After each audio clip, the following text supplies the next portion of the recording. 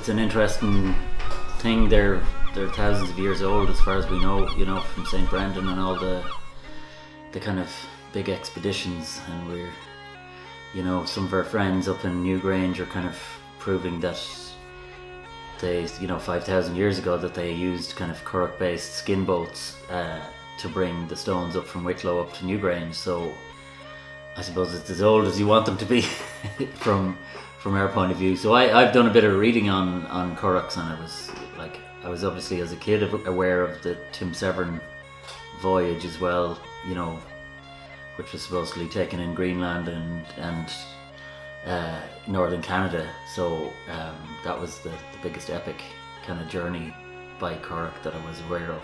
Like Skerries, I used to come to Skerries as a kid, you know, and we are always looking at trawlers and different boats and a lot of sailing. I suppose my father was a Mayo man, and we would have done a bit of sailing in Skerries, Malahide, you know, as day trippers in some ways. And we would have done a bit in Kerry and Mayo and different places. So, you know, the sea was always kind of important in some ways. We were kind of reluctant teenagers at times, but I came to Skerries myself in 2006 and always wanted to, you know, to use the sea as much as possible, and did a lot of kayaking and, you know, great trips with great friends, and kind of really got into that. So the curragh kind of idea was always something maybe in the last few years that was bubbling away in the background, and I was going, that would be, you know, a really cool thing to do, because I remember as a kid being down in Dublin in West Clare and seeing these fellas tarring you know, on a big summer's day, tarring curraghs. I was going, wow, this is so cool. And then maybe a few years ago I was down in Dublin and there were no curraghs, and I was going, God, that's a shame, you know, like there was a big, you know, there would have been dozens of them there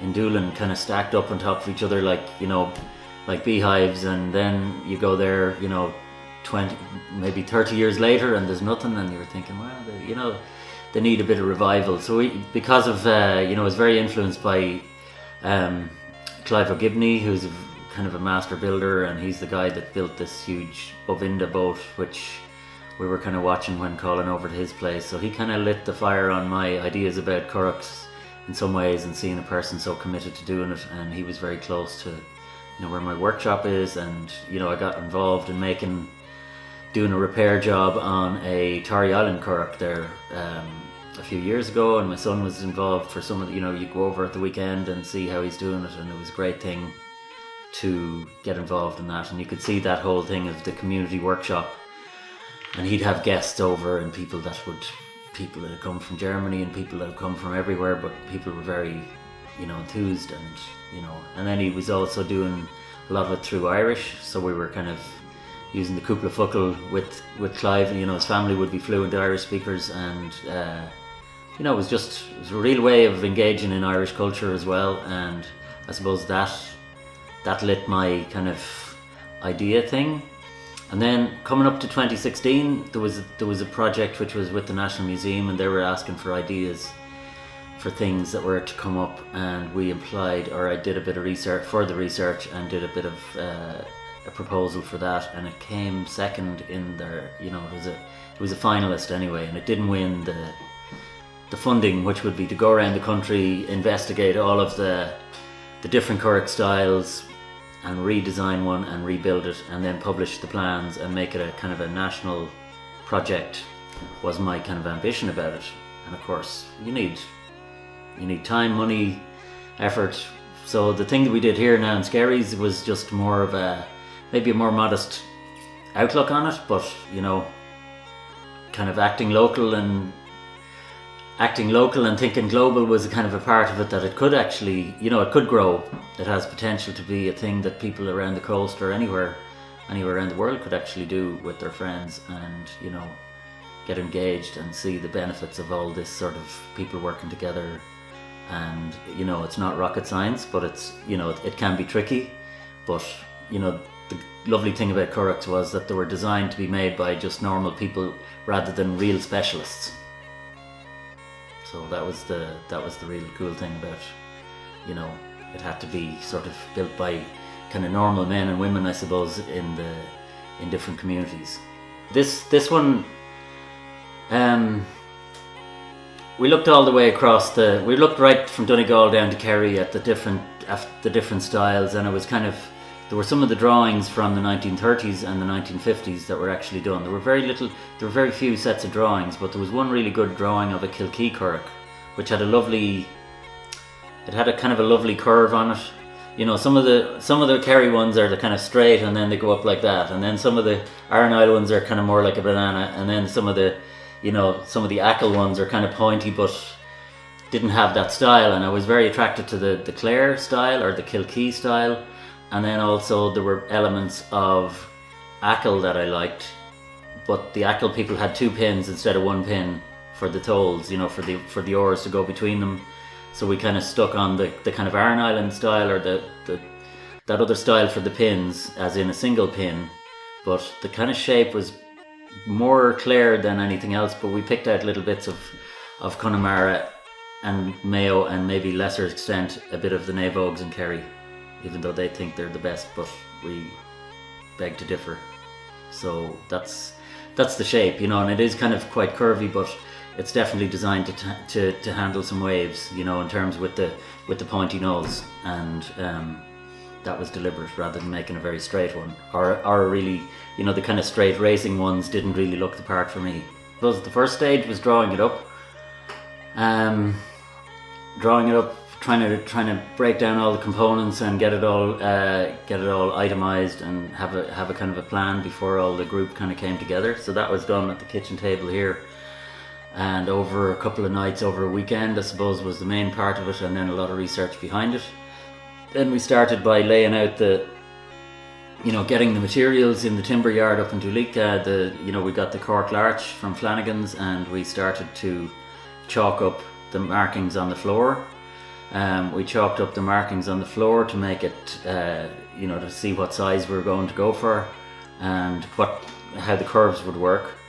And then we kind of marked it out from the centre line out, and then where the seats were going to be, and then joined it like a ladder. And then, so we start with the first gunwale, which is the top piece, but all of the construction is done upside down.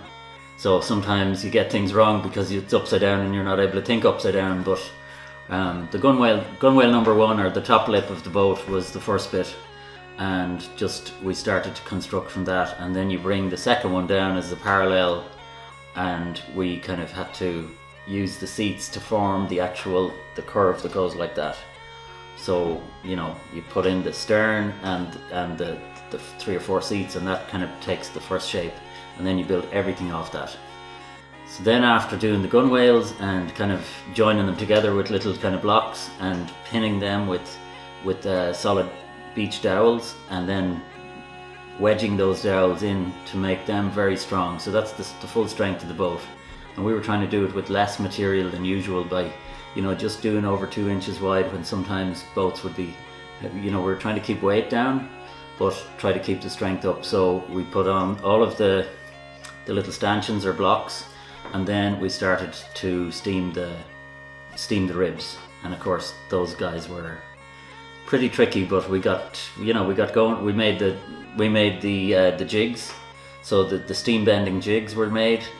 The first one was made for the actual bow of the boat, so the pointy bit at the front.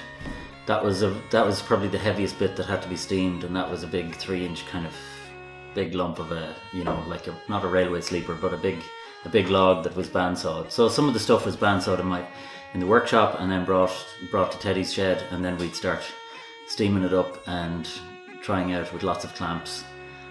So when we got the whole shape of the boat done, then we were in a position to slot out all of the slots for the ribs to go into the gunwales.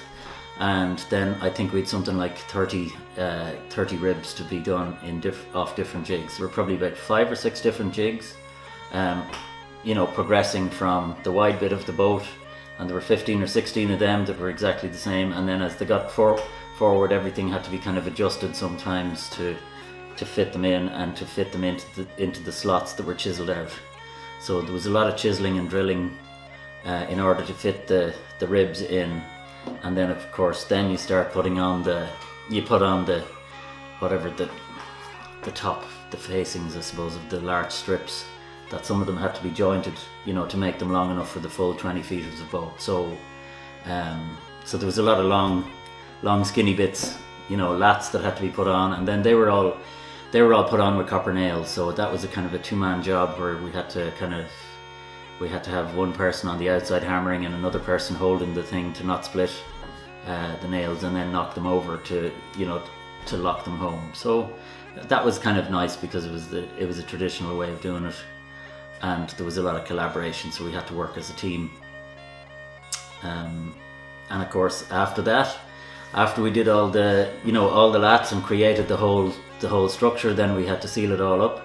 So we had a lovely day in Skerries, you know, sealing it all a couple of times with, you know, in the public gaze, I suppose. We treated the larch with a couple of layers of kind of preservative first, which is kind of a brown, gave it kind of a browner colour, and then we started putting on polyurethane, a couple of coats of that. We did that on a lovely summer's day, and you know, it was nice to have participation from lots of people, young and old, on the day. And then we let that set, and then we started the process of skinning up the boat. And the skinning up the boat was it was a tricky thing because we'd never done it before, and the tricky thing was as well that you know, as opposed to the way that the other boats, and that even when I was a child looking at them doing it in Dublin, which was kind of just canvas or more stretchy cotton, these were not very compromising kind of ballistic nylon sheets that had to be, you know, the little pleats had to be hand sewn in, and we got to work, you know, Frank got one of his friends in Drogheda to stitch it up on a sewing machine, and we had to kind of make all the templates for that and chalk everything out and mark it out so that he could do it on a machine off-site, and then come back and then hand stitch it, and then stretch it over, and then staple it with stainless steel staples, and then kind of trim everything out, paint it up and launch it. So that was kind of in brief what the construction process was.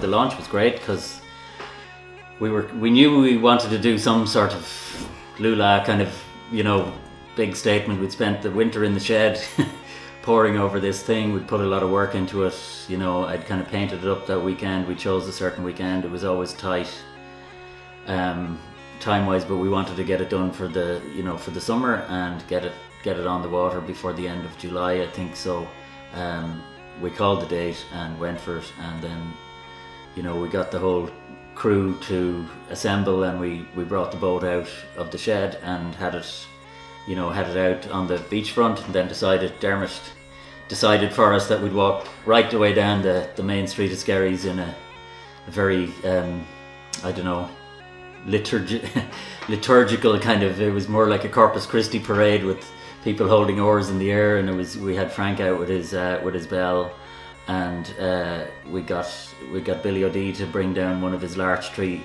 you know, a sapling of larch from Milverton, and we picked out some soil from Teddy's garden, and we got a bit of whiskey, and we got all those little details on, you know, the proper naming of a boat, you know, that should signify the land from where it came, that you wanted to come back to land, you know, the material from which it's made. And then of course my mother, who has always got holy water in the cart, she was drafted in to sprinkle a bit on the boat, and the rest is history. You know, we got it launched. We're delighted it didn't sink, and it didn't let in much water, and we were, you know, I think the video footage would probably prove that we weren't really very much in sync, but then we didn't really know how to row properly at that stage. We're really delighted to be here on the beach in the town it was made in, and we're just, you know, we have spent a lot of time kind of looking into this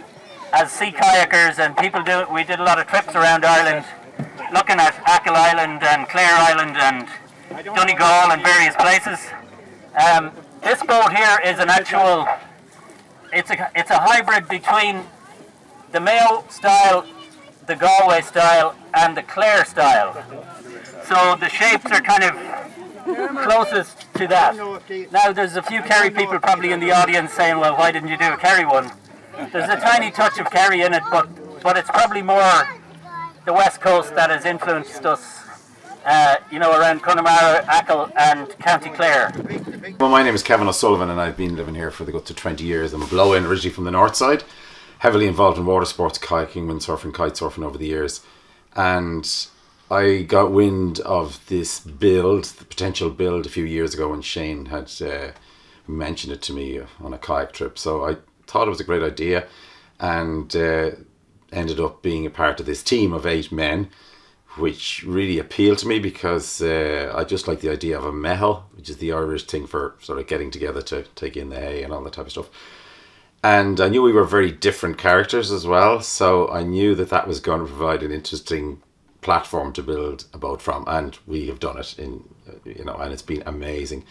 A lot of credit goes to Shane because he was the driver of the whole thing, but my angle on it was that I love the idea of the traditional craft staying alive, married with sort of modern materials, like the boat is skinned with ballistic nylon. So I love that sort of the mix, and also it's away from computers and phones and all that sort of stuff. And I see the future for this boat. I'm actually not sure what the future holds exactly for this boat, but I would imagine there will be a second, maybe a third, because I think with one boat, it's no harm to have a second, so you can have a race. Skerries Currach Club could form itself soon, and I would love to think that maybe men's sheds would get involved in the future, or even the Skerries Youth Support Services might get involved in some way, or schools, I don't know.